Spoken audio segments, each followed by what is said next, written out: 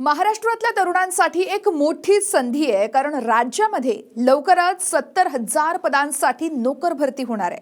स्पर्धा परीक्षेची तयारी करणाऱ्यांसाठी ही सुवर्ण संधी असणार आहे, कारण महाराष्ट्र लोकसेवा आयोगाकडून सुमारे 50,000 पदं या ठिकाणी भरली जाणार आहेत आणि महाराष्ट्र लोकसेवा आयोगाबाहेरील 20,000 पदांचा यामध्ये समावेश असेल। मुख्यमंत्री देवेंद्र फडणवीस यांनी स्वतः ही माहिती दिलेली आहे।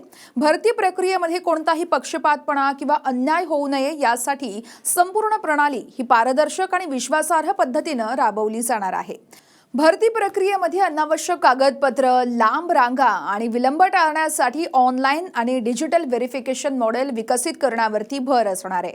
भरती प्रक्रियेमध्ये आवश्यक कौशल्य, पात्रता निकष आणि कामाच्या स्वरूपानुसार निर्णय घेतले जाणार आहेत। सेवा परीक्षा नियमावलीतील बदलांचा प्रस्ताव लवकरच मंत्रिमंडळ बैठकीत देखील मांडला जाणार आहे। त्यामुळे तुम्ही देखील लवकरात लवकर तयारीला लागा आणि तुमच्या मित्रमैत्रिणींना हा व्हिडिओ नक्की शेअर करा।